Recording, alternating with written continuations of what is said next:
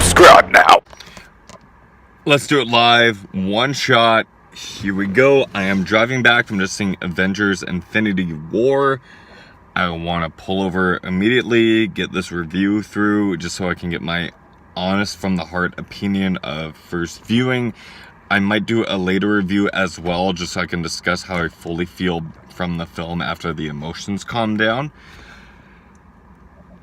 This is my second best cinematic experience in the theater. First of all, I will label later on when I get into spoiler stuff, so those of you who have not seen it can just turn off the video. Don't spoil this for yourselves. You deserve it. Come on.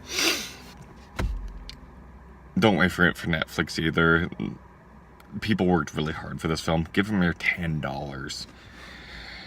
So yeah, my best cinematic experience ever, just because of who I am, how I feel, was Star Wars The Force Awakens, and this is by far definitely my second, without a doubt, within my heart.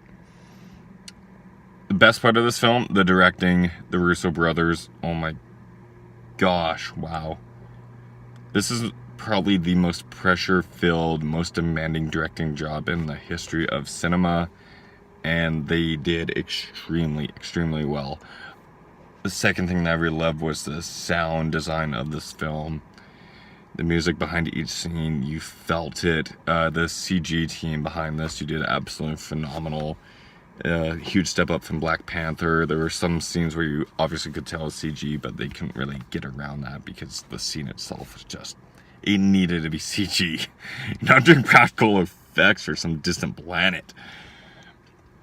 There's that. The acting was great. The script was phenomenal. Pacing was there for over 2.5 hour film. There was not many slow parts to it. And even still, just for a film in general, you know, they were able to fit in so many things, like characters come here, one-offs here, quick lines come in there. They really balanced a lot, the heartfelt scenes of this, the that. Again, I want to get into spoilers. I'm holding that off. Let me finish every non-spoiler thing I can talk about. IMDb currently gives this film a 9.2 out of 10.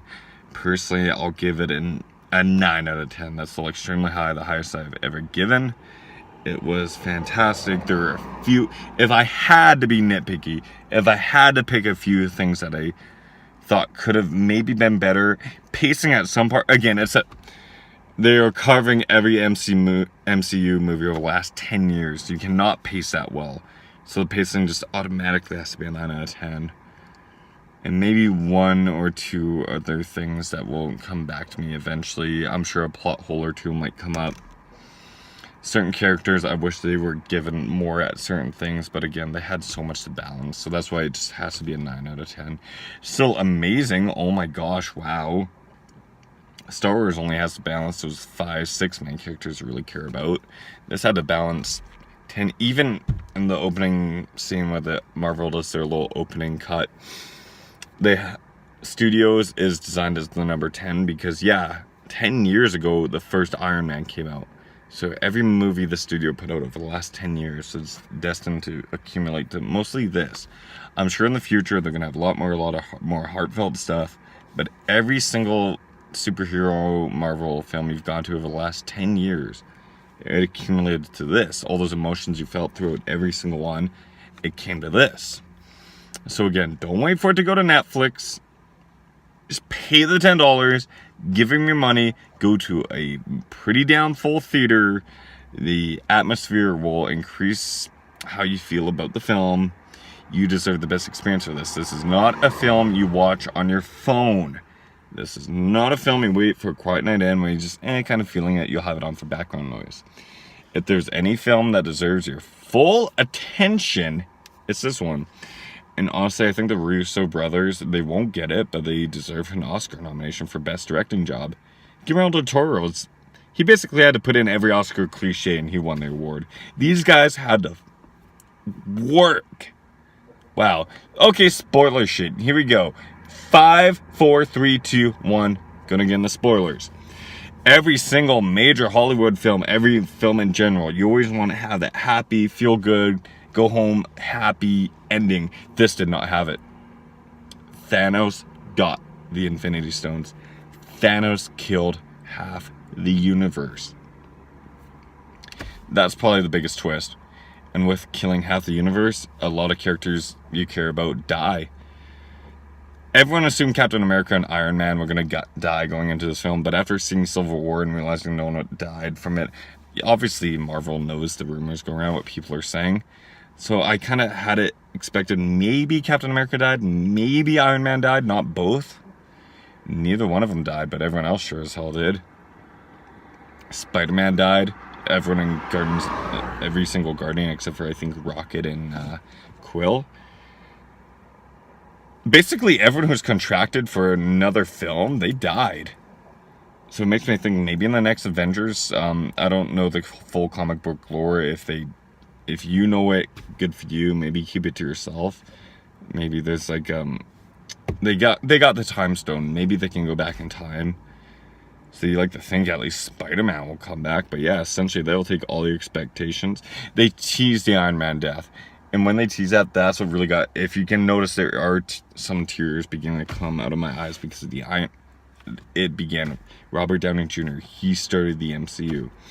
And they teased his death. They came right here. But even Doctor Strange would not let that happen. So yeah, a lot of the characters you care about die. They took away the cliche of having 2 post-credit scenes. There was only 1, in which again you see more characters die. That took the emotions. Imagine seeing Han Solo die 3 times over. So they did incredible at that. Again, Thanos, I think he is one of the best cinema villains I've ever seen now. Josh Brolin did a great job voicing it. You felt so bad for him. He's still a human. He's doing what he feels best. Just from his upbringing. And again, they make you care about Thanos. Thanos has the most screen time in this film out of anybody. And so it really makes you feel for him. It really makes you connect. Wow. I prefer Thanos over the Joker right now. I seriously do. Because I care about him. I know who... You feel like you know who he is. And you kind of understand. But then again, he killed half the universe. This movie ends killing half the universe. That's some heavy stuff to handle. I'm sure I could go on to a lot more, but this is how I'm feeling right now. I just finishing the movie. I started driving home. I pulled over on the side of the road. I'm outside a putt-putt course for sakes. Looking at the lake. It's beautiful. If you've seen Avengers Infinity War, please comment down below. Thank you for putting up with me. I might do a more in-depth review later. To all the people who dislike my Venom review trailer, suck my dick. Thank you all for putting up with me tonight. Enjoy the film.